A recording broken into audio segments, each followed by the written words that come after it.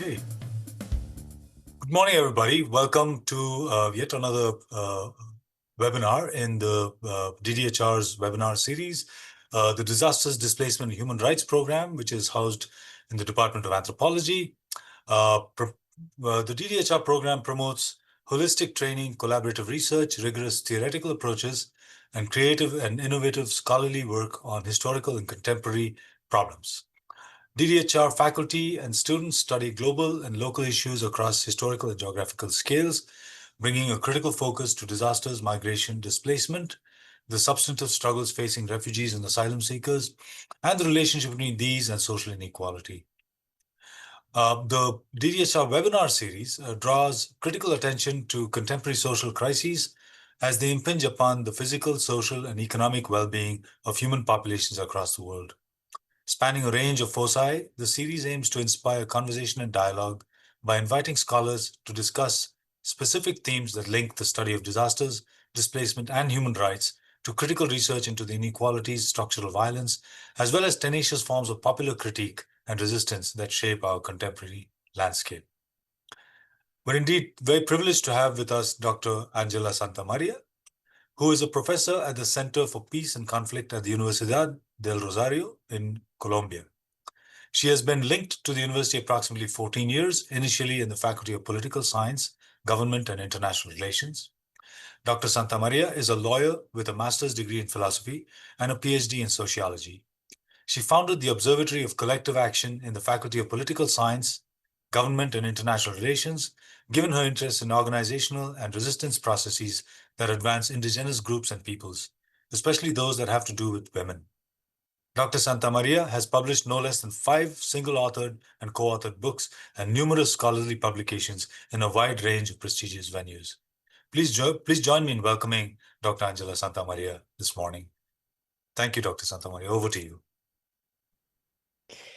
Thank you. Thank you, Raha, for the invitation and for the opportunity to share with you and the program our work with Indigenous women in Colombia. Okay.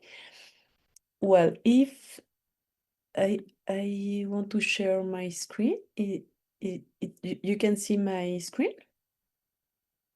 Yes, we can see. Okay. Perfect. Well, I want to present today some of the result of this collaborative work with Indigenous women in Colombia during the last 10 years. Okay. We have in Colombia very complex and complicated legal system.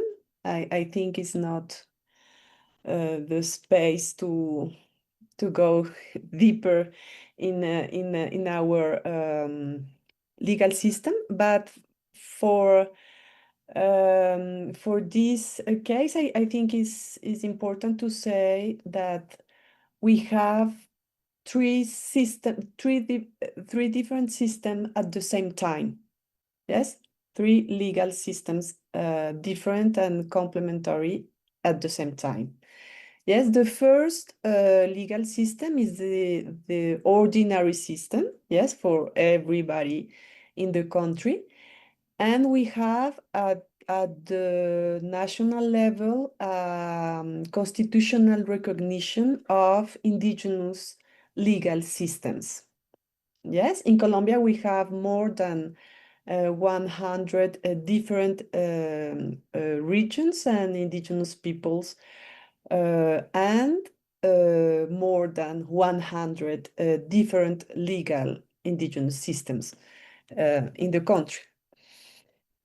At the same time, we have the ordinary legal system, the indigenous legal system, and the peace and special jurisdiction system after the peace accord with the guerrilla of FARC.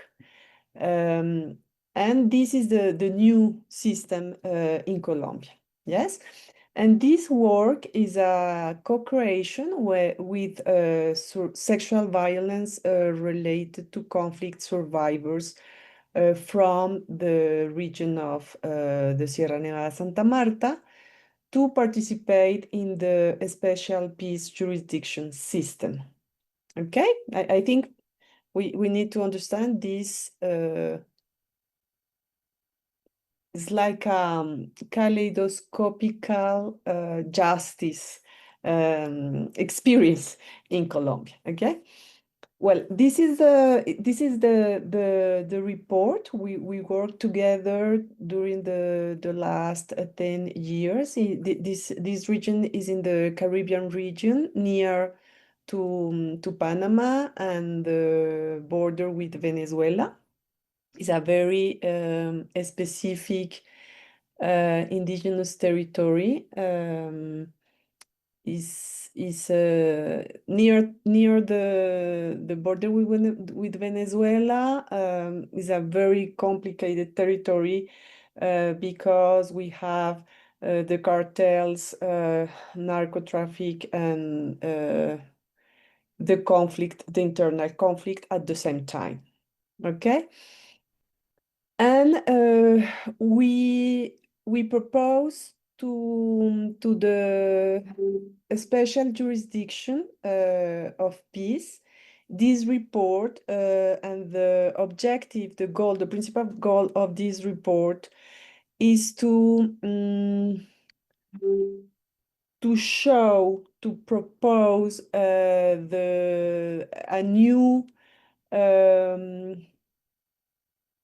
new reflections about sexualities and non-human and human sexualities in this region, and how the special jurisdiction piece should produce the sentence of the harms again, the harms, and to repair the damage against the ecological violence, sexual violence related to conflict in this region. Okay. Oh, yeah. Well, I want to start with the first step. It was very beautiful and at the same time very challenging to work with elders and female spiritual authorities in this region, because the spiritual authorities, and specifically the female spiritual authorities, don't speak Spanish. And in my case, I don't speak Damana. Damana is the indigenous language in this region. And even if I speak Damana, the language of spiritual authorities is a specific Damana language, yes, because it's a ritualistic language.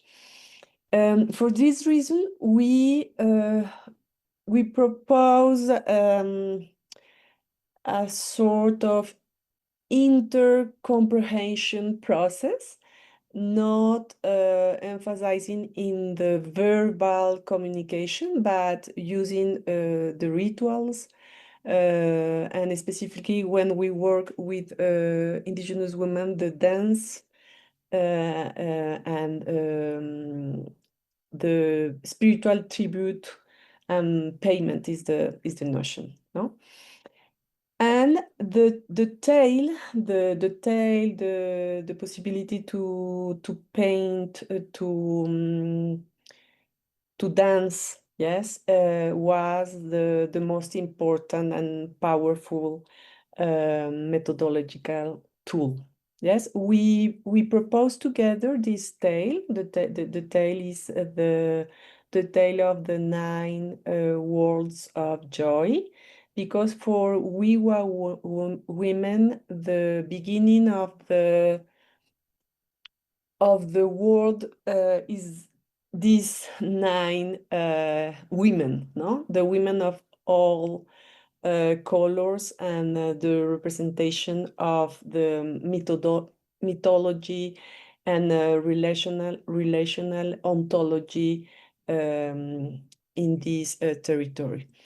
This tale was the first methodological possibility to understand their deeper conception of sexualities, of territory, of pain and restoration and reparation. No, here this is the work of an indigenous student, Noah Mahe.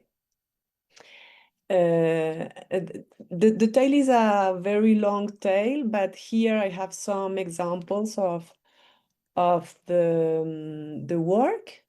Yes, perhaps I can read this first page, but I think it's not possible to read everything. Okay, this is the explanation of the beginning of the Wiwa world.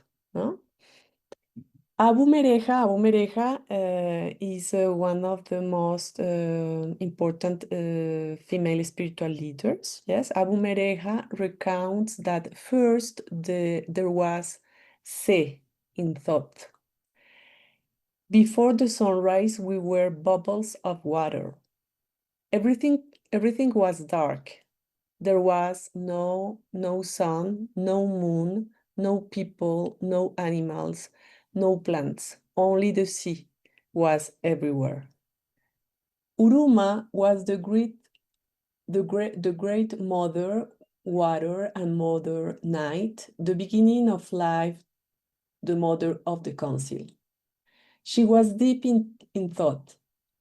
She decided to create a world with 9 worlds, with 9 daughters, 9 women from lands of colors. In the second world, she thought of Father Jaguar, a fierce animal who defended the worlds. Yes, this is the ontology, the Wiwa ontology, and we can see is a relational ontology, and they propose like a continuum between humans and non-humans subjects, and specifically the water. No, the water is like a very important political actor in the Wiwa cosmology. And this conception will be very important in terms of advocacy, no, and the legal recognition of the subjectivity of this kind of political actors. The third was a world of worms and earthworms. People had feet, but no body, no eyes, no ears, no hands or legs. Everything was in disarray. The heart in one place, the vagina, the penis in another. In the other world were the mother and the first house in thought. The people only had feet and only knew how to say night, but they didn't know how to say day. Yes, here the most important result of this co-creation work with elders was the introduction of sacred sites in the territory, no, and the connection between the geography and a specific landscape with sexual reproductive organs of women and girls. Yes, it's like a continuum between the bodies of a Wiwa woman are it's like a continuum with the land and territory body. No, it's not an individual body, but a collective body, at the same time, a human and non-human body. Well, here I want to share some of the tools and actions in the framework of participatory research based in arts and in a perspective, an intercultural perspective. Because here in Colombia we work using this approach, no, promoted by Orlando Falsborda, a sociologist. But at the same time, when we work with indigenous women, is a big challenge, no? Because we need to use a non-verbal or pre-verbal approach. And we were working during the pandemic. We start before the pandemic, and we propose an online diploma program involving 71 women from this region, in the Caribbean region, and at the same time in the region of the Orinoco region, near to Brazil and Peru, the region of Guinea. After the pandemic, it was so difficult because the access of Wi-Fi is very difficult in the jungle and in the mountain. It was a really a very big challenge, but we we proposed this program. It was one of the possibility to stay together, no? After the pandemic, we promoved the territorial meetings, no, in different communities, in two departments, Guajira and Cesar, and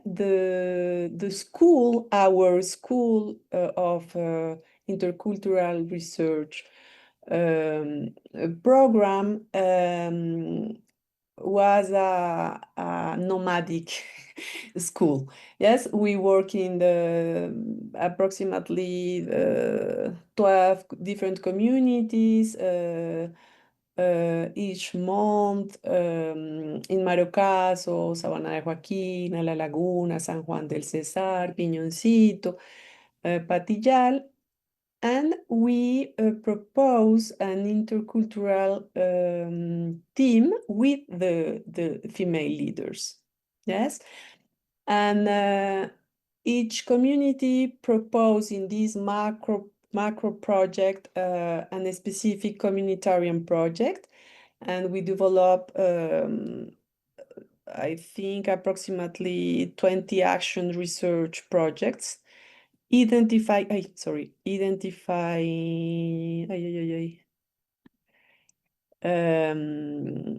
identify damage, harms, restoration, expectation, in these cases of sexual violence related to territorial violence and sexual violence.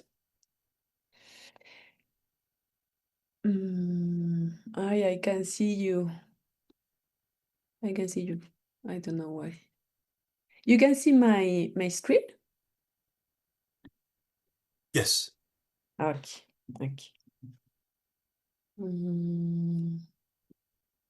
I don't know why I can see you.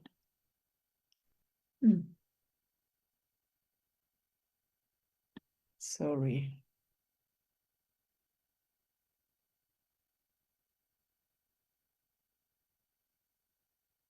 I don't know why. Okay.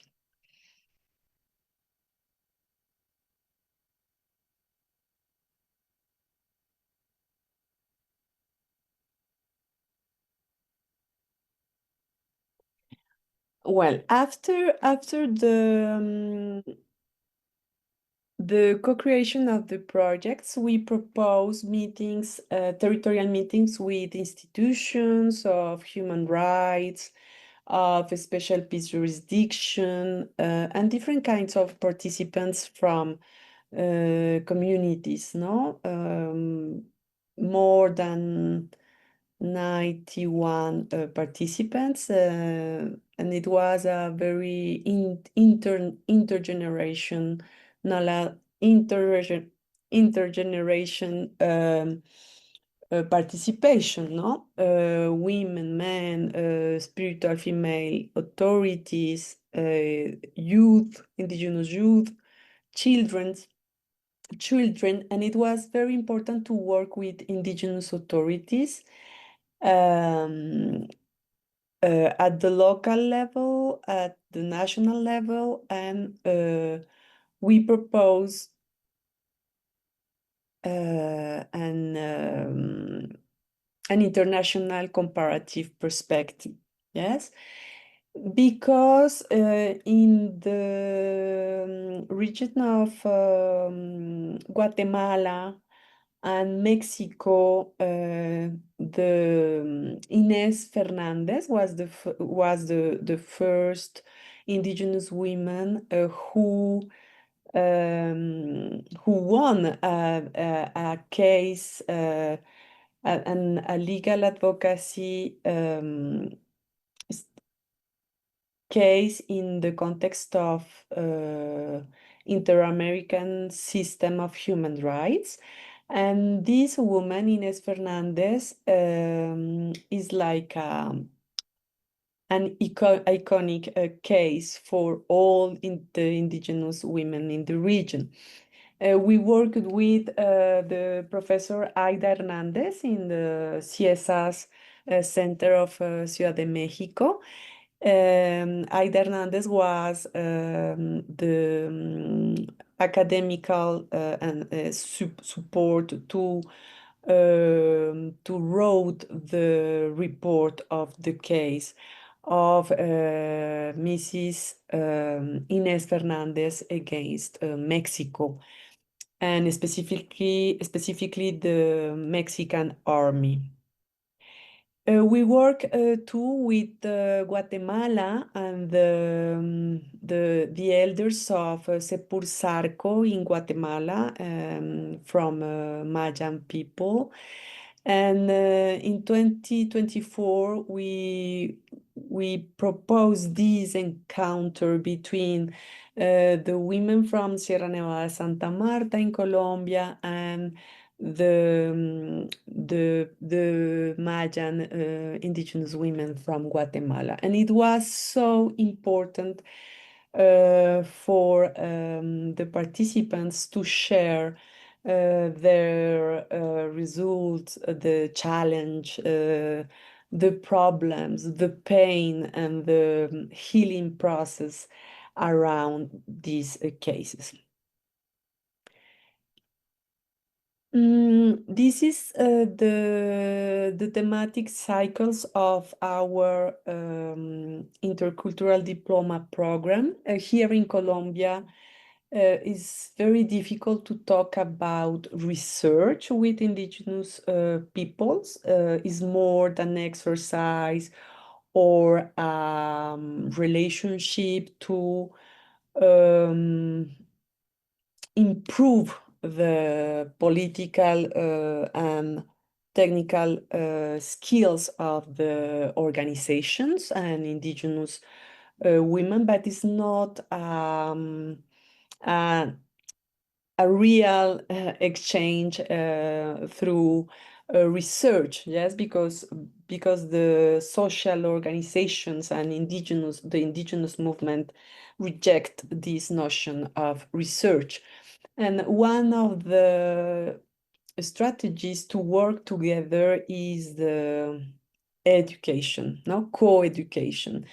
And we propose together with the participation of the leaders from the communities, this school with some of the contents have been the rights of women and girls, the notion of sexual violence and gender-based violence, the special indigenous jurisdiction, the special peace jurisdiction, no, this kaleidoscopical coexistence of justice in Colombia, rights enforcement mechanism, sexual and reproductive health and indigenous sexualities, leadership.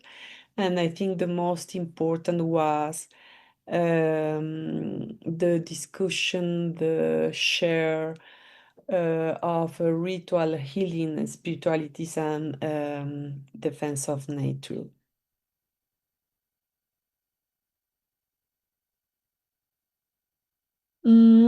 Well, the report, the expert report for the special peace jurisdiction to the macro case, the special peace jurisdiction is a system working through cases, macro cases.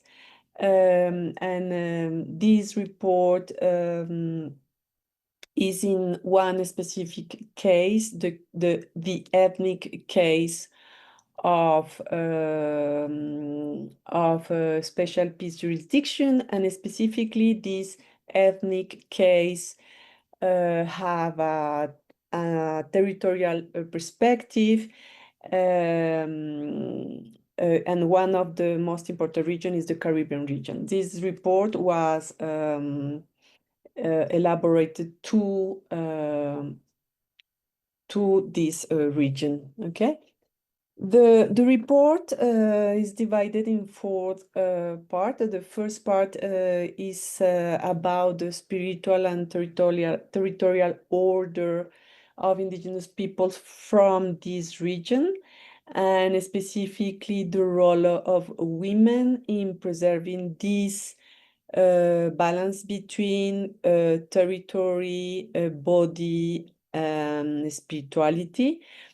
And in this specific chapter, we work about the concept of reparation, the expectation of reparation when we are talking about sexual violence related to armed conflict in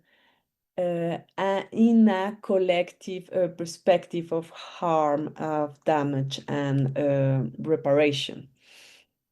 The second part is about the barriers to access to justice for indigenous women, and specifically to access to a special peace jurisdiction system. And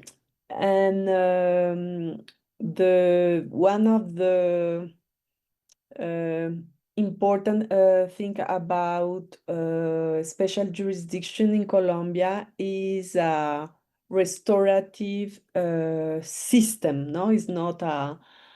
It's not is an special justice not founded in jail and in legal specific retributive legal sanctions, but the restoration between perpetrators and victims is very important. In this second part, we work about the demands for justice and the demands of restoration and reparation of indigenous women.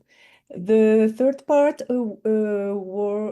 was about the mega projects and extractivism, because in this ontology, the sexual violence is in a sort of continuum between sexual violence. Individual sexual violence is one phase of sexual violence against the territory. And the third part is founded in this conception, and the last part is specifically developing the spiritual and territorial interconnection between the sacred sites and the body of Indigenous women. Well, I think one of the most important tools or concepts for our work was the concept of Marisol de la Cadena about beings earth, no? And this distinction between the non-human actors and the human actors in this kind of political communities and legal communities. And after this work with Indigenous women, we propose a concept inspiring in the work of Marisol de la Cadena and other Peruvian intellectuals like Nora Cárdenas, Tesania Velázquez. And we propose this conception of sexualities, earth, to explore the interconnection between sexual violence against women and sexual violence against the territory. And I want to introduce one concept, one legal and cultural concept of indigenous Wiwa woman, is the concept of Zalcuma. Zalcuma in Damana should expand the definition of sexual violence by linking the sexual violence, the human sexual violence, with the exploitation of Mother Earth. In this sense, our central argument is it is crucial and important to make visible the relationship between the sexuality of women and girls in this region and in a lot of region in Latin America, and the sexuality earth of Mother Earth. Yes, because this is the key to reparation, to repairing harms and damage, and to analyze sexual crimes, specifically this crime of Zalcuma. And we think the HEP, the Special Peace Jurisdiction, and in general, the legal systems in our countries have this incredible opportunity to recognize these crimes as war crimes and crimes against humanity. In the macro K09 of this region. Right.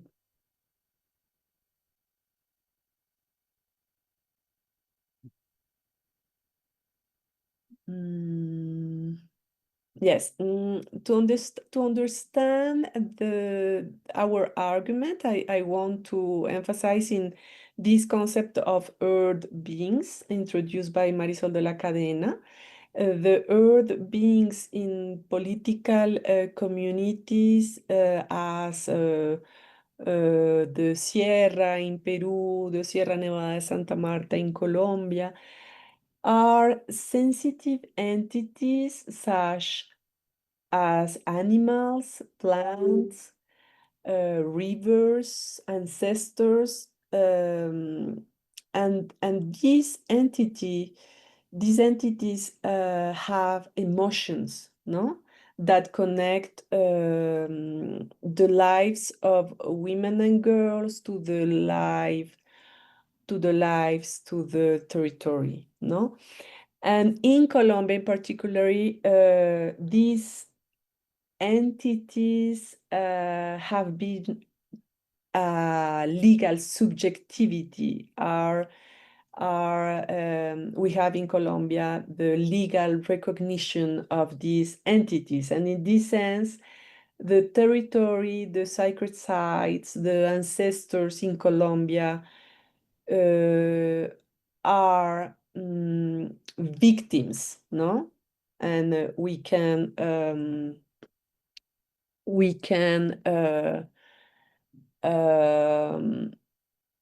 propose to the special peace jurisdiction a sanction against the perpetrators who,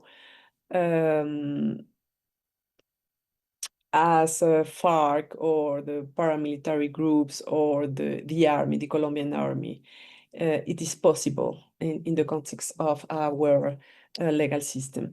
And this is the notion of sexuality's earth. This is our concept, and we think this concept links women and girls with the environmental justice perspective, highlighting the role in emotional and reproductive life.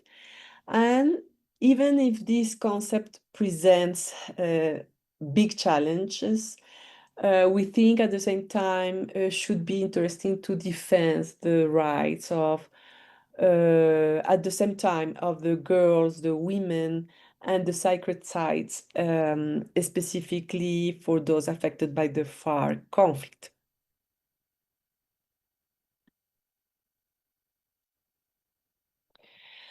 Well, here I want to perhaps to insist in this legal concept of indigenous legal system in Colombia, the Zalcuma.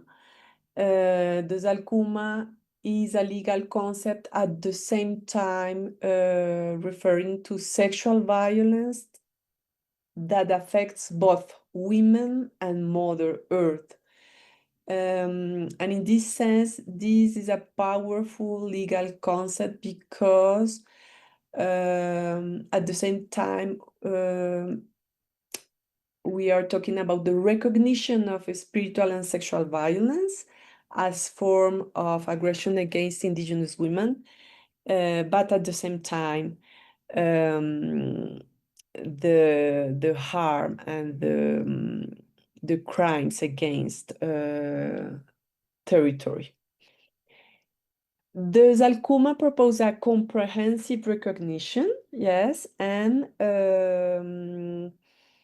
specifically in Colombia and in other regions, FARC in Colombia, but other kind of illegal actors like FARC have affected sacred feminine sites and sacred sites,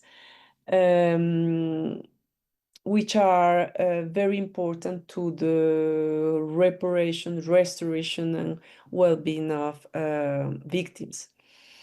And we think the HEP, the Special Peace Jurisdiction, should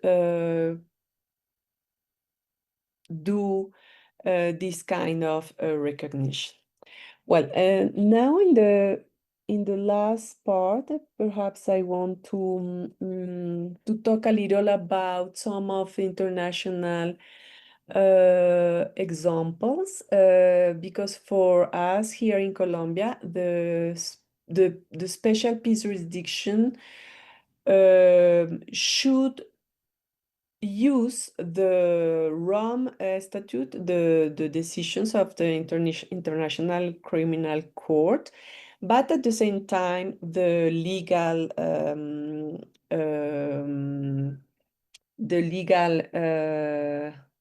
ordinary justice system, and at the same time, the indigenous legal system. And we found this case of Al-Magdi in Tombouctou, in Mali. It's a decision very recent, including the destruction of cultural heritage, including mausoleums and religious buildings, as this is the first case and the first recognition by the International Criminal Court related to the destruction of cultural heritage. And we think this example is very important for our case here in Colombia because even if the sacred sites in Sierra Nevada, Santa Marta are sacred natural sites, the possibility to for the special peace jurisdiction to use this case should be interesting to recognize the damage and harms against sacred sites in the Colombian case. I want to talk a little about this other case. It's the case of Bosco Nataganda in the Democratic Republic of Congo. Bosco Nataganda is the first case in international court of it was member of this militia UPC and FPLC, and he was the sentence is for war crimes and crimes against humanity, and specifically destruction of cultural property, religious and educational buildings in Ituri, and at the same time, war crimes and crimes against humanity, like victims of mutilation, murder of pregnant women, sexual violence, and forced abortion. And sexual slavery and recruitment of child soldiers under 15 years old. This case is a very important example for us because in our case, at the same time, we need to promote the recognition of a special peace jurisdiction of war crimes and crimes against humanity, as destruction of cultural property and the crimes of sexual violence related to conflict. And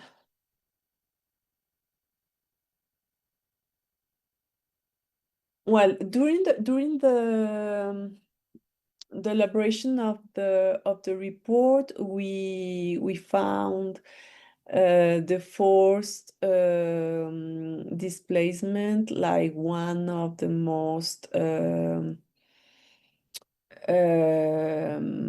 important expectation of a reparation by indigenous women. The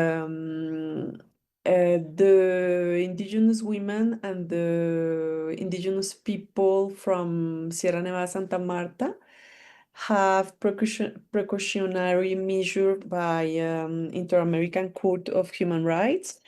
But even if they have these measures, we are now finding massacres, murders, displacement,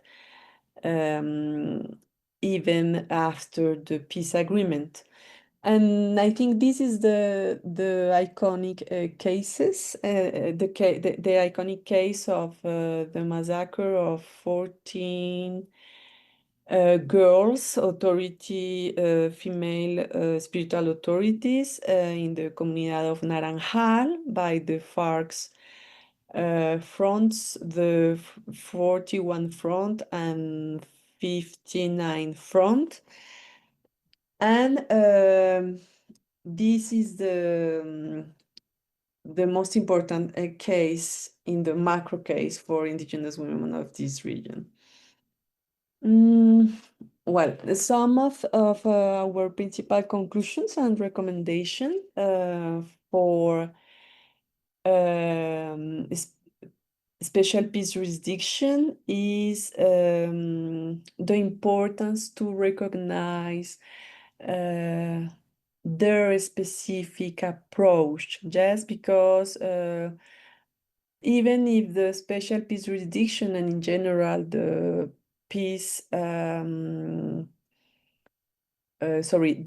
legal system in the last decade introduced the gender perspective. For Indigenous women, the gender perspective is not a possibility to recognize their own conception of sexuality, of territory. The Indigenous women are proposing their own approach, and this is the approach of a woman, family, and generation with a collective dimension of sexual violence and the dialogue with ecological violence and environmental reproductive justice.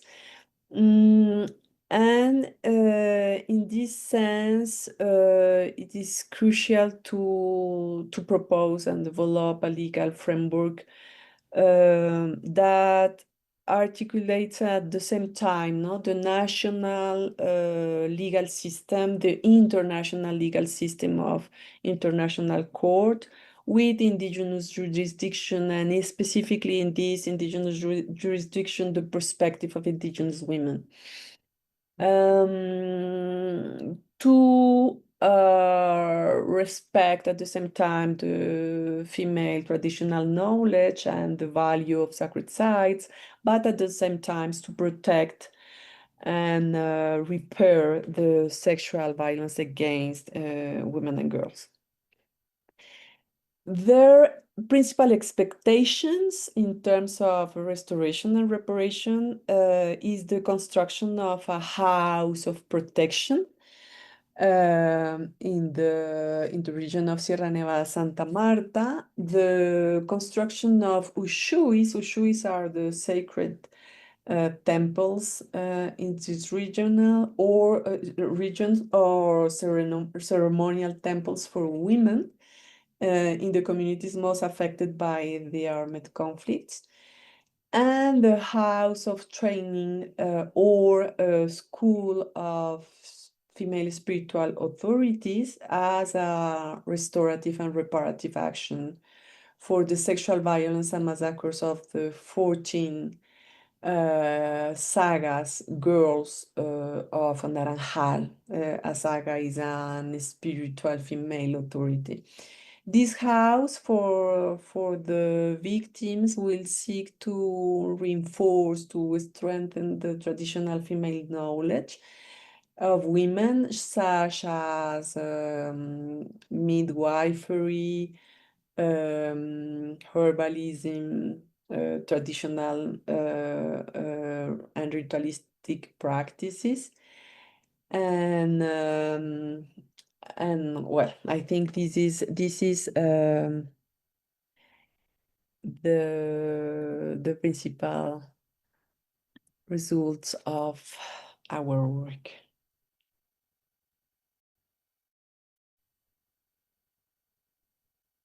Thank you so much, Dr. Santamaria. You give us a lot to think about. And thank you for sharing all of this amazing work that you've been involved in, that you're leading. So I want to invite our participants to ask their questions. You're welcome to just raise your hand clicking on the button, or if you want to just post a question in the Q&A or in the chat, that is fine as well. Yes, audience members, please welcome with your questions.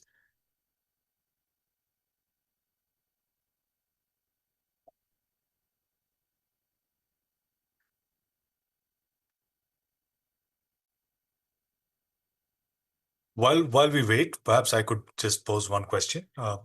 So, Dr. Santamaria, you've pointed out that there are numerous issues that pertain to the destruction of land And one of the points that you raised was about extractivism that is going on now.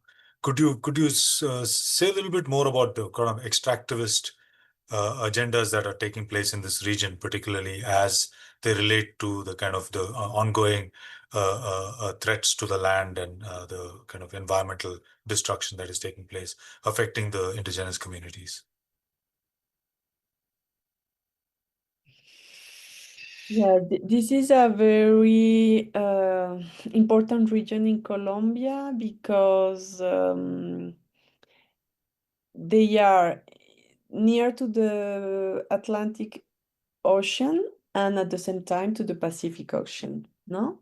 They are in the mountain and we have a gold in this region and water, no? And I think the last 5 years we have more than 300, 350 hundred license to build new projects in this region, no? And it is a really a very complicated situation.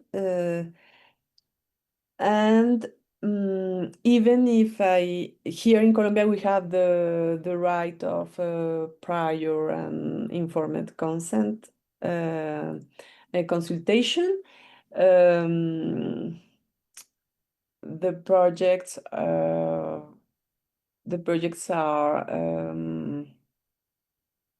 actually we have the presence of a Canadian transnational enterprise here from USA too.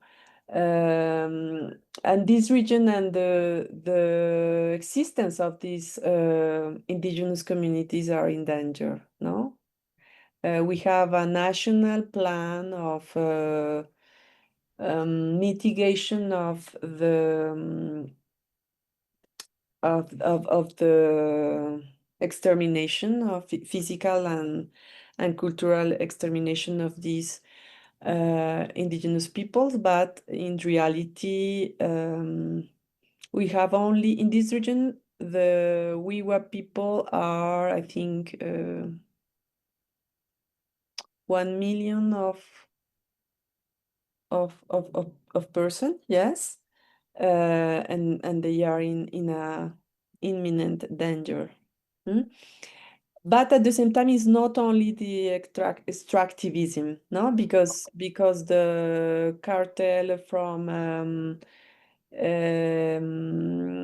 all the Mexican cartels are in this region, the Colombian cartels are in this region because it's the exit to the sea. You have at the same time the extractivism in connection with illegal groups and the narco traffic. No, it's a very very difficult question, and at the same time we have the structural racism and yes, the colonization and neo-colonization of the big city of Valledupar and a very touristic city of Santa Marta. Yes, is a very, very complex situation, no? And for this reason, even if the legal recognition is not the most important, we think is a tool. Yes, because is a tool for these communities to establish a different kind of relationship with other institutions of human rights in the country and at the international level, even if now we have a big problem, because I think the humanitarian sector in Colombia have been supported by USF, and now we don't have fundings to work, and we are thinking how we can continue to support these communities in the middle of the economical challenges, no? Mm.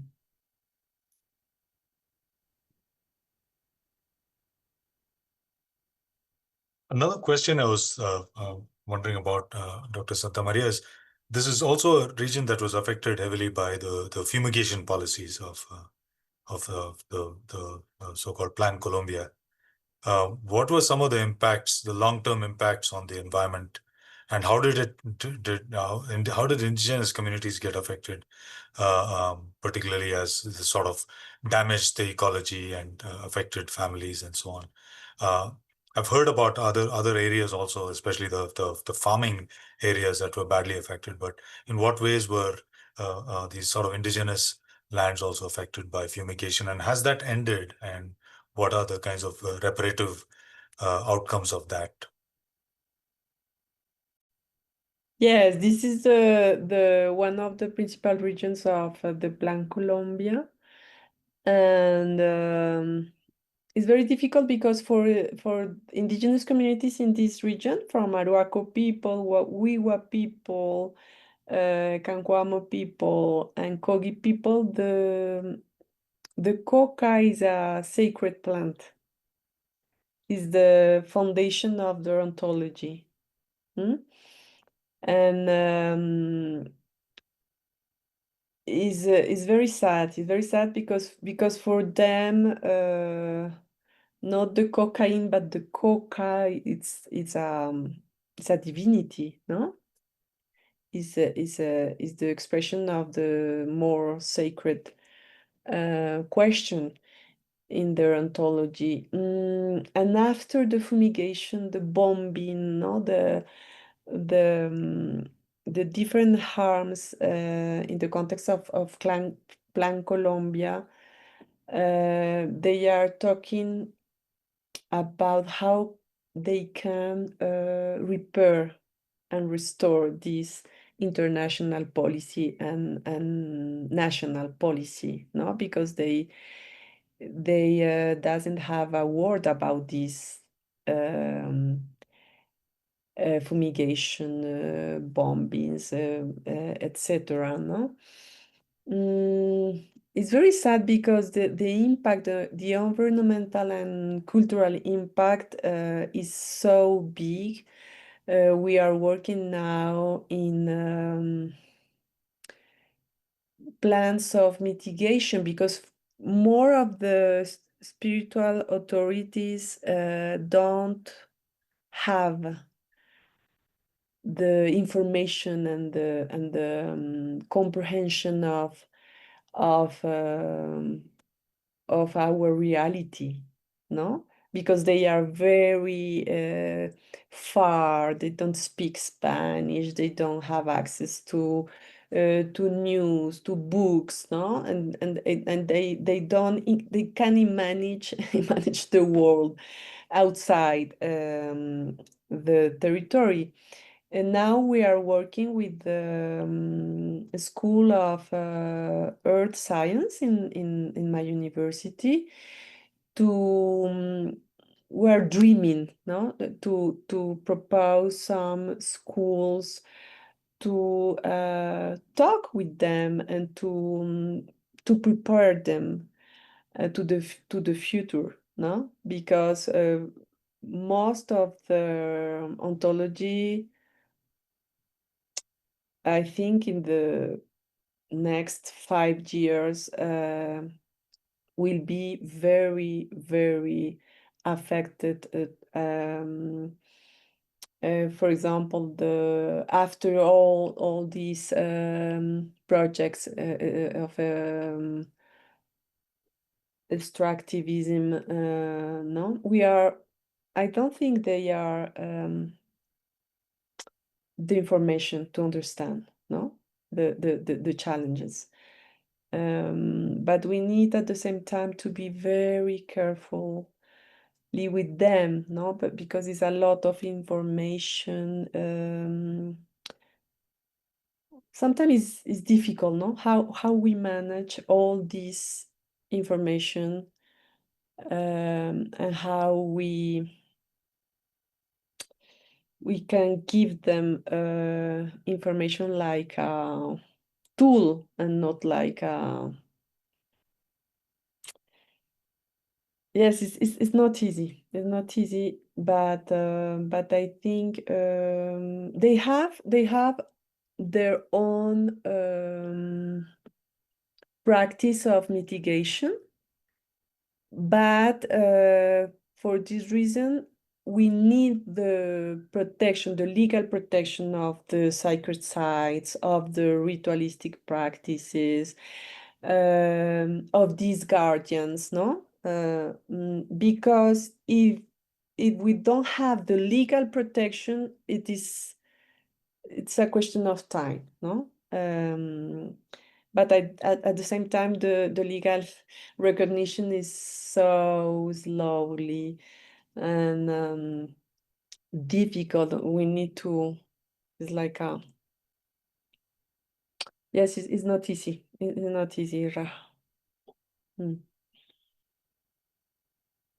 If you don't mind, I'll continue because I think audience members please post your questions if you have any questions, or just raise your hand on the Zoom. We've clicked the Zoom button, and I can unmute you so you can ask your question directly to Dr. Santamaria. But while we are on this topic, I was also reminded, Dr. Santamaria, that and I honestly I know very little about indigenous politics in Colombia per se, but I'm kind of reminded of the wave of movements throughout other parts of Latin America where indigenous ontologies were being utilized in various powerful ways to not only address local issues but also question the kind of global capitalist system.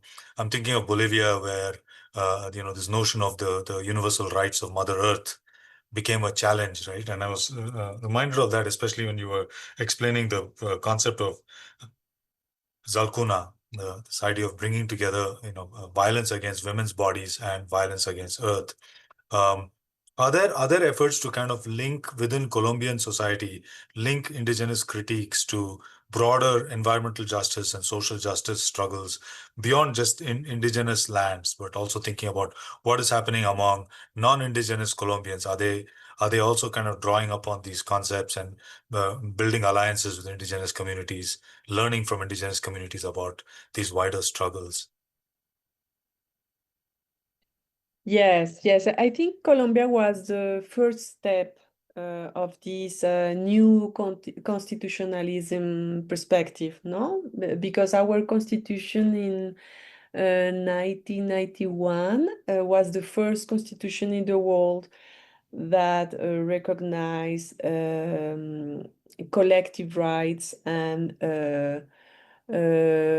indigenous justice, like a legal system, indigenous education. Yes, it was the first step. And I think for this reason we have a new constitution, and it was very important, for example, to now we have an indigenous national legal health system. We have, mm, and I think the indigenous movement is the most important movement in the country, as the Colombian, Afro-Colombian movement. But at the moment,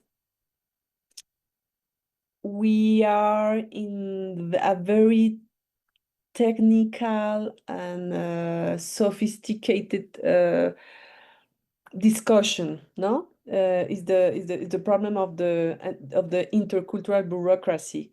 We pass. I pass my. Yes, I live in the meetings with the government to talking about the intercultural perspective and how we can build the policies, etc., etc. And I think with our government of Petro president, the important relation is not in the street, but in the technical spaces.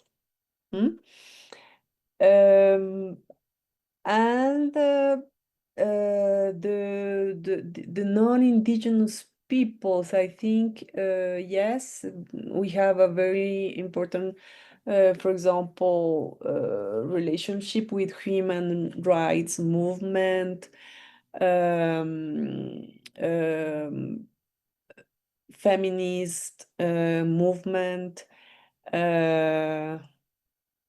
Well, the question of LGBTI is more complex because the ontologies of the LGBT movement and the indigenous movement and Afro-Colombian movement sometimes are in tension, and it's not easy to found yes, affluent communication. No, but I think the problem is how do you work after the recognition, the political recognition and the legal recognition? No, it's like the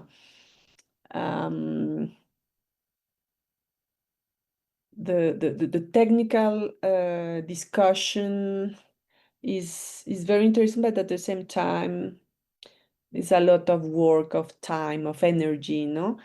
But I think we have, for example, this legal recognition of the territory, even if in Bolivia, in Peru, in Ecuador, they have this new constitution. Here we have the legal tools, but it's the gap between the paper and the reality, the everyday life, no? But I think it's an important when I for example talk with other colleagues in Mexico, it is important to recognize, no, the possibilities of the Colombian constitution and the indigenous movement and this relationship and platform with other movement. For example, the environmental movement, no, the dialogue between indigenous movement and human rights movement and environmental movement is very important. Now the question is after Petro. After Petro, now we have a very interesting institutions, programs, actions, policies, no? But after Petro, I don't know. I don't know. And since you mentioned President Gustavo Petro, I was also wondering about Vice President Francia Marquez and her kind of role as sort of a leading voice in the Afro-Colombian environmental justice struggles. Are there similar things happening among indigenous people? Although I understand that Afro-Indigenous and Indigenous, the distinction is blurry because in Colombia is a very complex society. But I was wondering, are there efforts among local actors as indigenous activists doing the kinds of things that someone like Francia Marquez very famously did, which is nationalized a kind of local indigenous struggle? Yes, I think that at the national level, with the Vice President Francia Marquez and Petro, because they are in tension and she's working with the regions. She's not working at the national level. She's working with the regions, with the Pacific. She's working with the people. And I think her work was so important at the beginning because she built and proposed to this country for the first time the Ministerio de la Igualdad, equality office, an incredible program, but I think she refused to be part of the Petro's government, and she's working with the regions. And I think it's like a strategy in this country, because when at the national level it's impossible to do things, we are like the boomerang, and we go to the regions and working with the local people, Afro-Colombian women to continue because at the national level is so hard for her, no. And her best project and idea was this equality office, but at the same time she's not working there. But I think I don't know. The problem now is after Petro, yes, because we don't think this equality office will be survive perhaps this administration, and now some of some parts of the society will be very with prejudice against Ivan Cepeda as the new president. No, this is a very difficult moment. I don't know. I think we need to work a lot this year and the next year and after I don't know. After I don't know. I want to ask you a question that perhaps will uh, um, open up some space for optimism. I was wondering about the solidarity meetings that the indigenous Colombian organizations had in Guatemala, and you also mentioned Canadian mining companies in Colombia now. There have been some very famous cases that were studied, in fact, by some of our graduate students in this department here at UT, that looked at the legal cases brought by Guatemalan women, indigenous women, against Canadian mining companies about 10 years ago.